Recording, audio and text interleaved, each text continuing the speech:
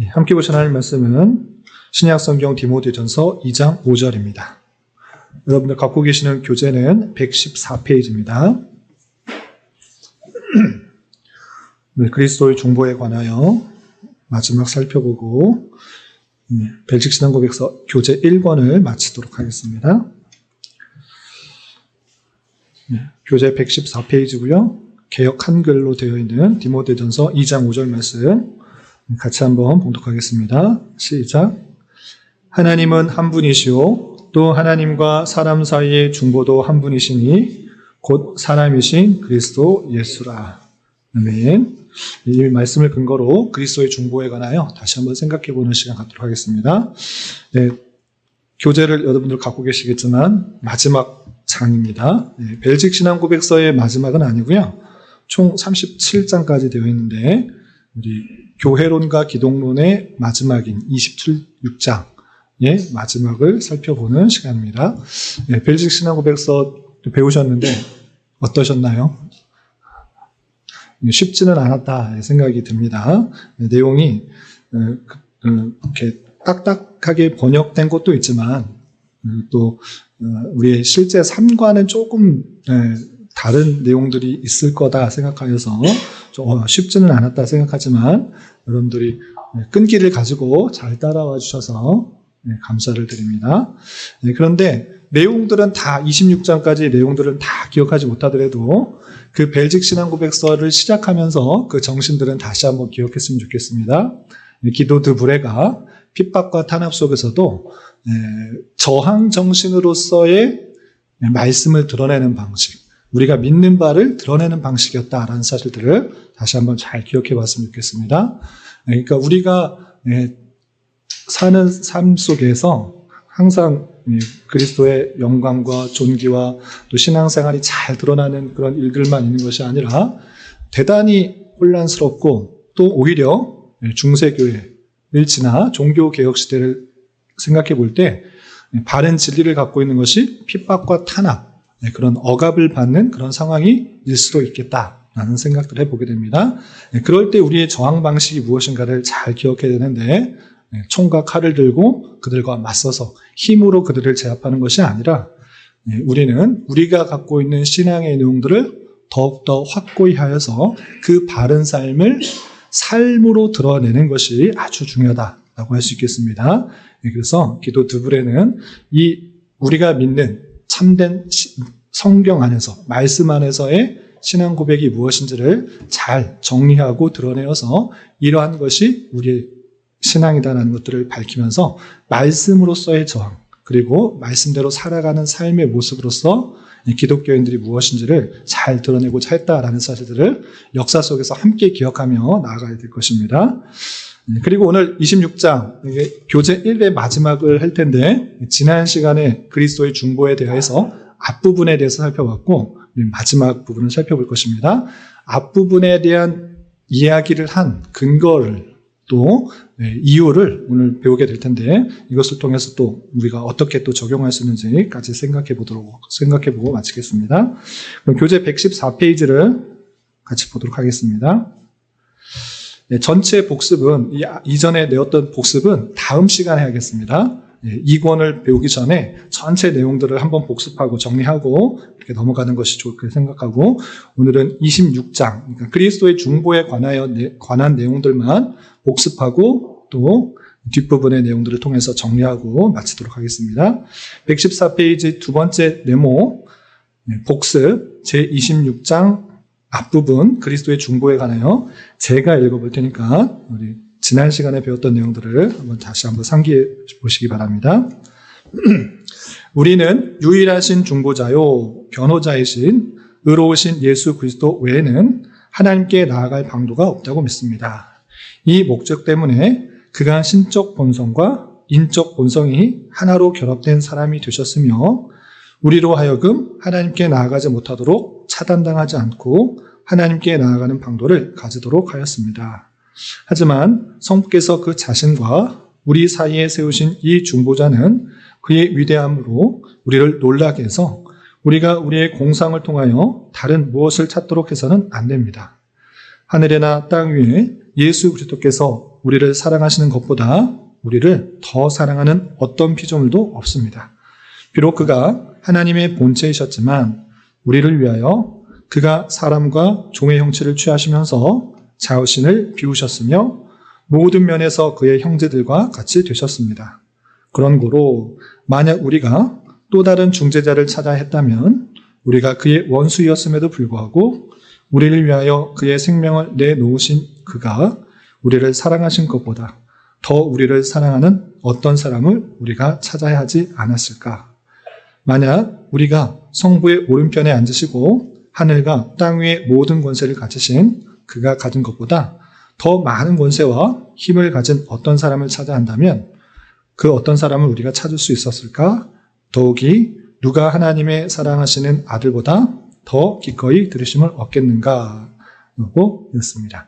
그러니까 예수 그리스도께서 우리의 변호자이시고 중보자 되시기 때문에 신성과 인성을 가진 그런 신분이시기 때문에 참 그리고 유일한 중보자와 변호자가 되시고 그 어떤 다른 사람도 그보다 더 큰 사랑과 더 중보자를 역할을 할 사람이 없다라는 것들을 지난 시간에 배웠던 것입니다.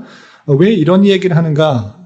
지난 시간에도 말씀드렸다시피 중세 시대에는 예수 그리스도의 다양한 마리아와 같은 예수님의 어머니 마리아와 같은 다양한 중보자 덧붙여서 중보자를 만들었기 때문에 이런 이야기를 하고 있는 것입니다. 오늘 배우게 될 그 뒷부분에 대해서는 그 내용들을 충분히 설명하고 있으니까 충분히 읽어가면서도 다 이해가 되리라 생각됩니다. 먼저 114장에 있는 114페이지에 있는 그리스도의 중보에 관하여 두 번째 내목칸에 있는 긴 내용들을 처음부터 끝까지 천천히 한번 읽어보도록 하겠습니다. 시작. 그런 고로 성자 자신들이 결코 요구하지도 않았을 뿐더러 그들의 저술에서 나타나듯이 그들의 의무에 따라서 지속적으로 거절한 것을 행하면서 이러한 실천이 성자들을 존중히 여기는 대신 그들을 무시하는 대로 이끌려졌다는 것은 전적으로 불신에 의한 것이다. 여기서 우리는 우리의 무가침함에 빠져들어서는 안 되는데 이는 그것이 우리의 기도를 드림에 있어서 우리 자신의 가치에 근거하는 것이 아니고 단지 그 의가 믿음에 의하여 우리의 것인 예수 그리스도의 탁월함과 가치성에 근거한 것이기 때문입니다. 그런 고로 사도는 우리로부터 이 어리석음 두려움이나 불신을 제거하기 위하여 충분한 이유를 가지고 우리에게 예수 그리스도는 그 백성의 죄를 위한 속량을 이루기 위하여 하나님을 섬김에 있어서 자비롭고 신실한 대제사장이 되시려고 모든 면에 있어서 그의 형제들과 같이 되셨다고 말합니다. 왜냐하면 그 자신이 고난을 당하시고 시험을 받으셨기 때문에 그는 시험 당하는 자들을 도울 수 있으십니다. 나아가 우리로 하여금 더욱 그에게 나아가도록 우리를 격려하기 위하여 사도는 이렇게 말하고 있습니다. 우리에게 큰 대제사장이 있으니 승천하신 자 곧 하나님의 아들 예수시라. 우리가 믿는 도리를 굳게 잡을지어다. 우리에게 있는 대제사장은 우리 연약함을 체휼하지 아니하는 자가 아니요 모든 일에 우리와 한결같이 시험을 받은 자로되 죄는 없으시니라. 그러므로 우리가 긍은하심을 받고 때를 따라 돕는 은혜를 얻기 위하여 은혜의 보좌 앞에 담대히 나갈 것이니라. 같은 사도께서 그러므로 형제들아 우리가 예수를 피 흘며 성소에 들어갈 담력을 얻었나니 참마음과 온전한 믿음으로 하나님께 나아가자 라고 기록되어 있습니다. 또한 그리스도께서는 그의 제사장분을 영원토록 가지시는데 이는 그가 영원토록 계시기 때문입니다. 따라서 그는 그를 통하여 하나님께 나오는 자들을 항상 구원하실 수 있으신데 이는 그가 그들을 위하여 중보하기 위하여 항상 살아계시기 때문입니다. 그리스도께서 친히 내가 곧 길이요 진리요 생명이니 나로 말미암지 않고는 아버지께로 올 자가 없느니라고 말씀하셨는데 무엇이 더 부족합니까? 왜 우리가 하나님께서 그의 아들을 우리에게 변호자로 주시기를 기뻐하는 것을 보고도 또 다른 중보자를 찾아야 합니까? 그런 거로 어느 누구를 찾지도 못하면서 다른 누구 때문에 그를 떠나지도 말며 다른 누구를 찾지도 마십시다. 왜냐하면 하나님께서 그를 우리에게 주셨을 때 하나님께서는 우리가 죄인인 것을 잘 아셨기 때문입니다. 결론적으로 우리가 주기도문에서 배운 대로 그리스도의 명령에 따라 우리는 하늘 아버지의 우리의 유일한 중보자이신 그리스도를 통하여 부릅니다. 우리는 우리가 그의 이름으로 아버지께 구한 모든 것을 받을 것이라고 확신합니다. 그리스도께서만이 유일한 중보자이고 다른 어떠한 성자나 어떠한 대상도 중보자가 될 수 없는 이유를 쭉 설명한 내용입니다. 부가적인 설명을 하지 않고 그냥 이 내용 자체가 그 유일한 중보자에 대신 그 근거 설명인데 그럼에도 불구하고 조금 길어서 이해가 다소 안 될 수 있기 때문에 천천히 문단을 끊어가면서 읽어보도록 하겠습니다. 115쪽입니다. 첫 번째 문단의 해설을 제가 읽어보겠습니다. 그런 거로 성자 자신들이 결코 요구하지 않았을 뿐더러 그들의 저술에서 나타나듯이 그들의 의무에 따라서 지속적으로 거절한 것을 행하면서 이러한 실천이 성자들을 존중히 여기는 대신 그들을 무시하는 대로 이끌어졌다는 것은 전적으로 불신에 의한 것이다. 여기 있습니다. 앞서도 설명했다시피 중세 때는 오직 예수 그리스도만이 중보자가 아니라 예수 그리스도보다 예수 그리스도는 좀 직접적으로 나아가기 어려우니 그의 어머니에게 부탁하는 것이 좋겠다라고 생각하면서 성모 마리아를 중보자처럼 그에게 기도하는 경우가 아주 흔했던 것입니다. 성모 마리아상을 만들어 놓고 거기에다가 성모 마리아께 기도하는 일. 그리고 예수 이름으로 그런 기도하는 것이 아니라 성모 마리아 이름을 불면서 기도하는 일이 너무나 흔했던 것입니다. 뿐만 아니라 성경에 나와 있는 다양한 성자, 여기는 성자라고 되어 있는데 성자는 성경에서 그냥 예수 그리스도에만 뜻하는 것으로 이해할 수 있기 때문에 그냥 이른바 성인, 성인들의 이름들, 사도들이나 아주 여러 공로를 세운 그런 유명한 목사님들, 그런 사람들의 이름을 불러가면서 그의 힘과 도움을 받는 일들이 대단히 많이 있었던 것입니다. 그런데 그런 일들이 너무 흔했는데 그런 성인이나 마리아가 그렇게 나를 위해서 나를 이름을 불러가면서 기도하라고 요구했는가? 그렇지 않다라는 것입니다. 성인들이 결코 요구하지도 않았고 그들의 저술, 성경을 통해서 보는 그런 여러 가지 저술에서도 예수님을 믿고 예수님에 대해서 나아가도록 했지 자신들을 믿는 것에 대해서 거절을 했다. 지속적으로 끊임없이 그런 일들을 행하지 말라고 거절을 했는데 왜 그것을 그렇게 성인들에 대해서 그렇게 중보자로 여기며 나아가고 있는가? 이것은 전적으로 하나님의 말씀에 대해서 불신하는 것, 믿지 않는 형태다라고 지적하는 것입니다. 어떤 근거 구절이 있는가? 두 개가 있는데요. 맨 처음에 사도행전 10장 26절 보시면 제가 읽겠습니다. 베드로가 일으켜 가로되 일어서라 나도 사람이라. 자신이 많은 일들을 행할 때 사람들이 자신을 숭배하려고 하는 것입니다. 베드로가 정말 신인가 생각하면서 숭배하려고 하는 그 모습들, 그 모습들에서 나도 사람이다 라고 하면서 나를 숭배하고 나를 높이 생각하지 말라라고 거절했던 모습들인 것입니다. 또 사도행전 14장 15절에 있어서도 가로되 여러분이여 어찌하여 이런 일을 하느냐? 우리도 너희와 같은 성정을 가진 사람이라 너희에게 복음을 전하는 것은 이 헛된 일을 버리고 천지와 바다와 그 가운데 만유를 지으시고 살아계신 하나님께로 돌아오라 함이라 라고 하면서 사도 바울이 많은 기적과 이사들을 행할 때 사람들이 그것을 보고 그 사울 자체를 숭배하려고 하는 것들이 있는데 이렇게 사람 숭배하는 일들을 버리게 하려고 내가 하는 것인데 왜 이렇게 하느냐라고 거절했다는 것입니다. 베드로와 또 바울 마찬가지로 모든 제자들과 성인들은 자기를 숭배하지 말라고 했는데 그 이름을 불러가면서 중보자로 여기면서 숭배하는 것들, 이것은 잘못된 것이다 라고 할 수 있겠습니다. 넘어가서 116페이지 보겠습니다. 166페이지 두 번째 문단 해설 보시면 여기서 우리는 우리의 무가치함에 빠져들어서는 안 되는데 이는 그것이 우리가 기도드림에 있어서 우리 자신의 가치에 근거하는 것이 아니고 단지 그의 의가 믿음에 의하여 우리의 것인 예수 그리스도의 탁월함과 가치성에 근거하시기 때문입니다. 라고 표현했습니다. 그럼 우리가 그러면 하는 모든 것들이 다 무가치한 것인가? 이렇게 부정하게 되는데 그런 말 하자는 것이 아니고 우리가 기도할 때 또는 어떤 것을 의지할 때 우리 자신의 가치에 근거하는 것이 아니고 오직 예수 그리스도께서 이루어 주신 공로, 그 공로의 탁월함과 가치에 의거해서 우리가 기도하는 것이 의미가 있다라고 표현하고 있는 것입니다.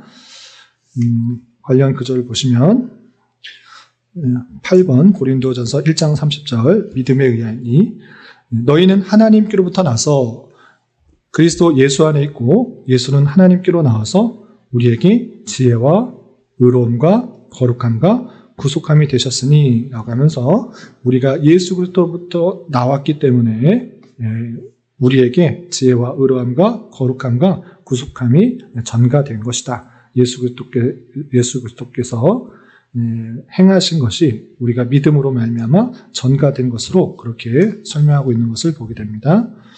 또한 예레미야 17장 5절과 7절 보시면 나 여호와가 이같이 말하노라 무릇 사람을 믿으며 혈육으로 그 권력을 삼고 마음이 여호와께서 떠난 그 사람은 저주를 받을 것이라 라고 하면서 사람을 믿는 것이 얼마나 무가치한 것인지에 대해서 또 지적하고 있는 것을 보게 됩니다. 그러나 7절 무릇 여호와를 의지하며 여호와를 의뢰하는 그 사람은 복을 받을 것이라 라고 하면서 인생이 아니라 사람이 아니라 여호와를 의지하는 것이 참된 힘이고 또 복이다라는 것들을 보여주고 있습니다.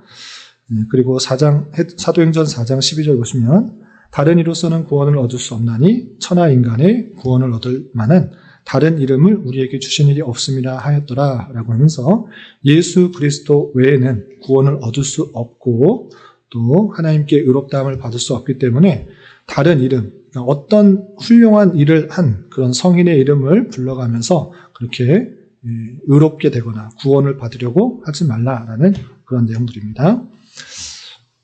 그리고 다음 단락 해설을 읽어보겠습니다. 그런 고로 사도는 우리로부터 이 어리석은 두려움이나 불신을 제거하기 위하여 충분한 이유를 가지고 우리에게 예수 그리스도는 그 백성의 죄를 위한 속량을 이루기 위하여 하나님을 섬김에 있어서 자비롭고 신실한 대제사장이 되시려고 모든 면에 있어서 그의 형제들같이 되셨다고 말합니다.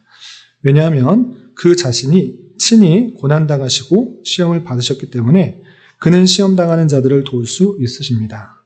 나아가 우리로 하여금 더욱 그에게 나아가도록 우리를 격려하기 위하여 사도는 이렇게 말하고 있습니다. 두 번째, 이 단락에서 설명하는 것은 구약 시대에 계속해서 대제사장의 역할들을 알려주었는데 그 대제사장의 역할을 한 사람이 누구인가를 생각하도록 한 것입니다. 어떤 예수 그리스도 외에 다른 어떤 사람에게도 대제사장의 역할을 했다라는 표현이 없는 것입니다. 성경에도 그런 표현도 없고 또 성인들의 그런 기술에도 그런 표현이 없기 때문에 우리는 그 대제사장의 중보 역할을 오직 예수 그리스도께서만 하셨다라고 이해해야 된다는 것입니다. 그래서 그 대제사장으로서 친히 고난당하시고 시험을 받으셨기 때문에 우리 시험당하는 사람들을 도울 수 있다라고 표현하고 있는 것입니다. 그래서 히브리서 2장 17절과 18절 보시면 그러므로 저가 범사의 형제들과 같이 되심이 마땅하도다. 이는 하나님의 일에 자비하고 충성된 대제사장이 되어 백성의 죄를 구속하려 하심이라. 자기가 시험을 받아 고난을 당하셨은즉 시험받는 자들을 능히 도우시느니라 라고 하면서 예수님께서 친히 대제사장이 되셨고 또 시험받고 고난 당하셨기 때문에 그러한 시험과 고난 받고 있는 성도들을 능히 도울 수 있는 그런 중보자요, 그런 대제사장의 그런 역할들을 감당하는 것이다 라고 표현하고 있는 것입니다. 그리고 이 것에 대해서 성경 구절 들어가면서 보충 설명하며 그 내용들을 덧붙이고 있습니다. 다음 단락 116페이지 마지막 세 번째 단락의 해설 보겠습니다. 우리에게 큰 대제사장이 있으니 승천하신 자 곧 하나님의 아들 예수시라. 우리가 믿는 도리를 굳게 잡을지어다. 우리에게 있는 대제사장은 우리의 연약함을 초월하지 아니하는 자가 아니요 모든 일에 우리와 한결같이 시험을 받은 자로되 죄는 없으시니라. 그러므로 우리가 긍휼하심을 받고 때를 따라 돕는 은혜를 얻기 위하여 은혜의 보좌 앞에 담대히 나갈 것이니라 하면서 히브리서 4장의 내용들을 근거하여서 예수님만이 참 대제사장, 큰 대제사장, 영원한 대제사장인 것을 강조하고 있습니다. 그러므로 여기서 덧붙이는 내용이 중요한데 주님께서 우리의 대제사장이 되어서 우리가 중보하셨기 때문에 우리의 연약함을 최후하고 우리와 같이 똑같이 시험을 받으신 그 모습을 가지고 있기 때문에 여기서 그러므로가 중요합니다. 마지막 단락에서 그러므로 우리가 긍휼하심을 받고 때를 따라 돕는 은혜를 얻기 위하여 은혜의 보좌 앞에 담대히 나아갈 것이니라. 이 내용이 중요합니다. 주님께서 중보자 되시면 뭐가 중요한데 그 중보자가 오히려 예수님만이 되시면 뭐가 유익한가라고 할 때 주님께서 그 모든 우리의 고난과 또 고통과 여러 가지 고난, 시험들을 다 치유하셨기 때문에 인간의 모습으로 오셨기 때문에 다 아시기 때문에 그 은혜의 보좌 앞에 담대히 나아가라 라고 표현하고 있는 것입니다. 그렇기 때문에 우리의 여러 가지 상황 속에서 많이 고난받고 힘든 상황 속에서 우리는 은혜를 얻기 위하여 때를 따라 돕는 은혜를 얻기 위하여 그 은혜의 보좌 앞에 담대히 나아갈 수 있는 힘이 있다, 은혜가 있다라는 사실을 기억하며 주님께 나아가는 자가 되도록 해야 되는 것입니다. 관련 구절 중에 히브리서 9장 24절만 보겠습니다. 세 번째 각주인데요. 히브리서 9장 24절.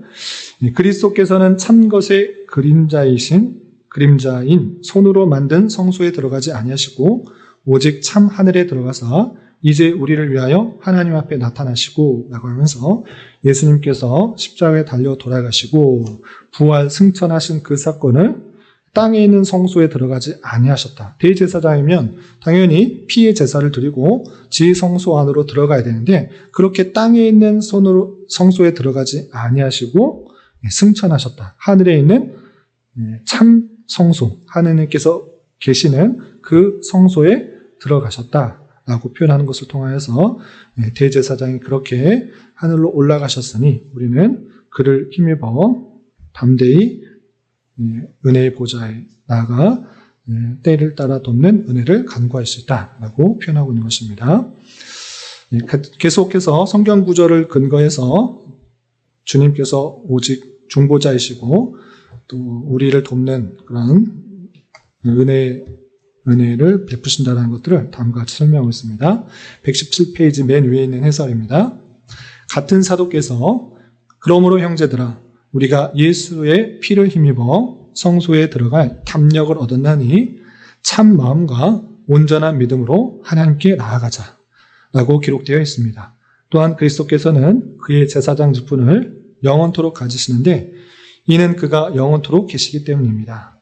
따라서 그는 그를 통하여 하나님께 나오는 자들을 항상 구원하실 수 있으신데 이는 그가 그들을 위하여 중보하기 위하여 항상 살아계시기 때문입니다. 있습니다. 우리는 구약시대 그 제사 제도를 알고 있습니다. 어떤 사람도 그 성소 하나님의 임재 가운데 들어갈 수가 없었습니다. 제사장, 특별히 대제사장이 1년에 한 번 대속죄일에 그 지성소 안으로 들어갈 수 있었던 것입니다. 그런데 그것은 계속 그렇게 하라는 뜻이 아니라 대제사장으로서 오실 예수 그리스도께서 하실 일들을 예표하신 것이고 그 주님께서 십자가에 달려 돌아가시고 그 피로 참된 성소인 하늘로 올라가셨기 때문에 우리는 그를 믿음으로 담대히 하나님께 나아갈 수 있게 되었다라고 표현하고 있습니다. 그리고 구약의 대제사장들은 수명이 되면 나이가 되면 죽고 또 다른 대제사장이 나타나고 그렇게 계속 갈려야 되지만 영원한 대제사장인 예수 그리스도는 항상 살아계시기 때문에 항상 영원한 중보자로서 역할들을 감당하시고 계시다라고 표현하고 있는 것입니다. 로마서 8장 34절 보시면 누가 정죄하리요 죽으실 뿐 아니라 다시 살아나신 이는 그리스도 예수시니 그는 하나님 우편에 계신 자요 우리를 위하여 간구하시는 자니라 라고 하면서 예수 그리스도께서 살아계셔서 주님 우편에서 우리를 위해서 늘 중보하고 간구하신다라는 표현들을 확인해 볼 수 있습니다. 마지막 단락입니다. 결론적으로 우리가 주기도문에서 배운 대로 그리스도의 명령에 따라 우리는 하늘 아버지를 우리의 유일한 중보자이신 그리스도를 통하여 부릅니다. 우리는 우리가 그의 이름으로 아버지께 구한 모든 것을 받을 것이라고 확신합니다. 라고 하면서 다른 성인들 이름 불러가면서 그렇게 기도하고 하나님께 나아가려고 하지 말고 주님께서 알려주신 대로 주님의 이름으로 아버지께 구한 것을 모든 것을 받고 믿고 나아가야 된다라고 하는 것입니다. 13번, 14번 각주만 보시면 히브리서 13장 15절에 이러므로 우리가 예수로 말미암아 항상 찬미의 제사를 하나님께 드리자. 이는 그 이름을 증거하는 입술의 열매니라 라고 하면서 오직 중보자는 예수이고 예수로 말미암아 항상 하나님께 찬미의 제사를 드릴 수 있다는 것들을 확인할 수 있습니다. 또 요한복음 14장 13절에서 너희가 내 이름으로 무엇을 구하든지 내가 시행하리니 이는 아버지로 하여금 아들을 인하여 영광을 얻으시게 하려 함이라 라고 하면서 이전에는 그렇게 안 할지 몰라도 이제는 내 이름으로 예수의 이름으로 무엇을 구하면 그대로 시행할 것이다. 왜냐? 그 예수 그리스도로 말미암아 더욱더 영광을 얻으시게 하기 위해서 그렇게 했다. 그러니 다른 이름 불러가며 다른 성인들 불러가면서 기도하고 간구하지 말고 오직 유일한 중보자이신 예수 그리스도를 믿고 의지하고 주님께 담대히 나가자라고 할 수 있는 것입니다. 여기까지 해서 그리스도께서 우리의 유일한 중보자이시다. 그러니 다른 성인들 요구하지도 않고 부탁하지도 않는 성인들 들어가면서 부르지 말고 주님으로 말미암아 담대히 주님께 나아가 그로부터 은혜를 받자라고 하는 것입니다. 다 아시는 내용들인데 이런 걸 통해서 특별히 중세시대 잘못된 신앙으로 많은 성인들을 불러가면서 마리아와 또 성인들을 불러가면서 은혜를 받고자 하는 그런 것들이 잘못되었음을 성경의 내용들을 하나하나 조목조목 들어가면서 반론하고 바로잡는 내용들을 할 수 있겠습니다. 혹시 이 관련해서 보충 설명이 필요하시면 않거나 질문할 것이 있으면 질문하시기 바랍니다. 다 아시는 내용이라 생각하고 이 내용들은 이렇게 정리하시면 되고요. 우리 삶에 있어서 적용해야 될 부분 몇 가지만 말씀드리면 유일한 중보자가 예수 그리스도이다라고 표현하고 우리가 요절 말씀 처음 시작할 때 읽었던 디모데전서 2장 5절 말씀에 근거해서 하나님도 한 분이시오 또 사람과 하나님 사이에 중보도 한 분이시다. 이런 표현이 분명히 있기 때문에 우리가 흔히들 말하는 중보 기도라라는 그런 표현들은 충분히 이해는 됩니다. 어떤 기도를 하려고 하는지 이해는 됩니다. 그러나 성경 전체에서 말하고자 하는 것과 오해가 될 수 있으니 중보 기도라는 말은 좀 피하는 게 좋겠다.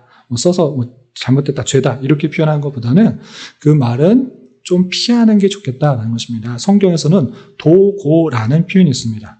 중보 기도라는 말을 오해하면 그렇게 오해하고 쓰는 사람은 없겠지만 이 사람이 참 어려움 가운데 있기 때문에 내가 그 사람을 위해서 기도를 하는 것입니다. 그걸 중보 기도라 이렇게 흔히 표현합니다. 그럴 때 이 사람이 잘못하고 또는 어렵고 곤란 가운데 있고 또 병환 가운데 있을 때 내 중보 기도하는 것을 통하여서 내가 마치 이 사람과 하나님 사이를 연결하여서 내 기도를 통해서 어떻게 될 것이냐 오해할 수도 있는 것입니다. 그렇게 오해하는 사람이 없겠지만 중보 기도라는 말은 하나님과 사람 사이에 분명히 중보가 한 분이다라는 성경의 표현이 있기 때문에 중보 기도는 오직 중보자 대신 주님만이 하시는 것이다. 이렇게 정의를 내리고 사용하시면 좋겠습니다. 그러나 많은 사람들이 그냥 중보 기도다, 중보 기도다 이렇게 하는데 중보자가 한 분, 유일하신 한 분이시기 때문에 내가 이 사람을 위해서 기도하는 것 충분히 하는 것이고 그렇게 해야 됩니다. 그런데 그것을 중보 기도라고 표현하기보다는 무슨 기도? 도우고 돕는 기도라고 표현하는 것이 더 성경적이다라고 할 수 있겠습니다. 그래서 그런 사람들을 막 지적하고 그건 잘못됐다 이렇게 따지고 이렇게 정죄하고 이렇게 하지 마시고 그냥 내가 그것을 구별하여 쓰시면 될 것입니다. 그래서 돕는 기도에서 도고를 사용하시면 되겠고 중보 기도하면 내가 이 사람을 위해서 막 기도를 했기 때문에 그것이 공로가 되어서 그 사람을 위하는 하나님의 어떤 도구가 되어서 내 힘에 의해서 그 사람이 어떻게 낫는 것을 오해할 수 있는 여지가 조금이라도 있기 때문에 그런 표현은 지양하면 좋겠다라는 생각이 든 것입니다. 뿐만 아니라 한 가지 더 적용점을 드리면 물론 모든 사람들이 예수 그리스도를 중보에 힘입어 주님께 담대히 나갈 담력을 얻은 것입니다. 그러므로 목사가 와서 기도하는 게 더 영빨이 세다, 힘이 세다. 이렇게 생각하는 것은 조심스러운 것입니다.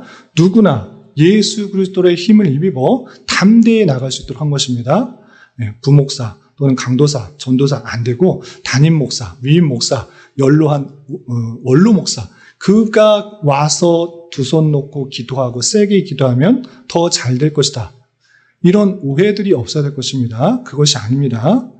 중보자는 오직 예수 그리스도고 예수 그리스도의 그 공로에 힘입어 간구할 때 그것이 정말 하나님께서 원하시는 뜻이라면 작은 그런 미세미한 기도를 할지라도 또는 신앙이 연약한 사람의 기도라 할지라도 하나님께서 그것이 필요하고 적절한 때라고 하면 그냥 기도로 응답하는 것입니다. 아주 높은 총회장의 아니면 높은 원로 목사의 그 기도만 하나님께서 들으신 것이 아니라는 것들을 기억하면서 목사님 와서 기도해 주십시오. 손을 얹고 기도해 주십시오. 그러면 낫겠습니다. 물론 그 마음은 충분히 심정은 헤아려서 기도할 수 있으나 제가 기도했기 때문에 목사가 기도했기 때문에 또 장로가 기도했기 때문에 낫는 것은 아닙니다. 물론 성경의 표현에 병이 났을 때 장로를 청하여 기도하라 라는 표현이 있습니다. 장로만 와서 그런 기도를 하는 것인가? 그렇게 했을 때 낫다라는 것인가? 그런 것을 의미하는 것이 아니라 그때 당시 장로가 갖고 있는 그런 그 책임과 의무를 감당해야 할 뿐만 아니라 또 장로가 할 수 있는 그런 의료적인 그런 책임들을 함께 행할 수 있도록 하는 의미지 장로와 또는 전도사, 목사, 원로 목사, 총회장 등등의 아주 신앙의 많은 사람들의 그 힘에 의해서 그 기도가 이루어진다는 것이 아니고 비록 신앙의 연륜이 적을지라도 하나님을 진정으로 사랑하고 예수 그리스도를 참으로 중보자를 믿고 하나님께서 원하시는 뜻을 기도할 때 누구든지 응답받을 수 있고 체험할 수가 있고 경험할 수 있다는 사실을 잊지 말아야 될 것입니다. 그래서 오늘 이 그리스도의 중보에 관해서 그렇게 또 실제 우리 삶에 잘 적용할 수 있었으면 좋겠습니다. 되셨죠? 여기까지 이제 벨직 성장 고백서 교재 1권을 마치고 다음 주에는 이거 총 정리한 이후에 또 한 주 쉬지 말고 그냥 곧바로 2권 해서 교회론과 국가론, 종말론에 대해서 쭉 이어가도록 하겠습니다. 기도하고 마치겠습니다. 하나님 아버지 감사합니다. 오늘 벨직 신앙고백서의 교리를 통하여서 오직 유일하신 중보자 되신 예수 그리스도에 대해서 살펴보았습니다. 하나님께서 구약서부터 계속해서 알려주셨고 또 깨닫게 하여 주신 바대로 오직 유일한 중보자 되시는 것은 다른 사람이나 성인이 아니라 예수 그리스도밖에 없음을 분명히 알고 영원히 살아계셔서 대제사장의 역할들을 감당하고 계시는 주님께 늘 의지하며 때를 따라 돕는 하나님의 은혜를 기억하며 담대히 주님께 나아가 하나님의 뜻을 구하며 하나님의 위로를 구하며 살아가는 자 되게 하여 주시고 주님께서 돕는 손길을 통하여서 하나님의 살아계심과 하나님의 어떠하심들을 더욱더 깊이 깨달아 이 어두워지고 썩어져가는 세상 속에서 그리스도의 몸으로서 빛과 소금 된 역할들을 더욱더 잘 감당할 수 있는 저희 모두가 될 수 있도록 인도하여 주시옵소서. 특별히 9월은 장학이라는 주로 한 달을 보내고 있습니다. 배우는 것을 장려하는 그런 의미로서 우리 교회가 신앙의 성숙과 성장을 위해 바른 신앙의 내용들을 배우기에 힘쓰게 하시고 교회 학교뿐만 아니라 작년에 이르기까지 모두 배우고 익히는 것을 또 귀히 여기며 함께 배우는 교회로서의 모습들을 잘 유지해 나갈 수 있도록 인도하여 주시옵소서. 주님, 교회 내 육체의 연약함과 질병으로 병원에 치료를 받는 여러 성도들과 그 가족들이 있사오니 주님 함께 하셔서 건강하게 잘 치료되고 회복될 수 있도록 은혜를 더하여 주옵시며 가족의 전도와 신앙을 위해 또 직장과 사업장의 문제로 또 고민하며 기도하는 손길을 있사오니 주님께서 우리의 기대와 소망보다 훨씬 더 풍성한 것들로 채워주시고 인도하시는 것을 깊이 경험할 수 있는 기회 될 수 있도록 인도하여 주시옵소서. 돌아가는 발걸음도 안전하게 지켜주시고 또 주님과 동행하며 승리하는 한 주가 될 수 있도록 인도하여 주시옵소서. 예수님의 이름으로 감사히 기도드리옵나이다. 아멘.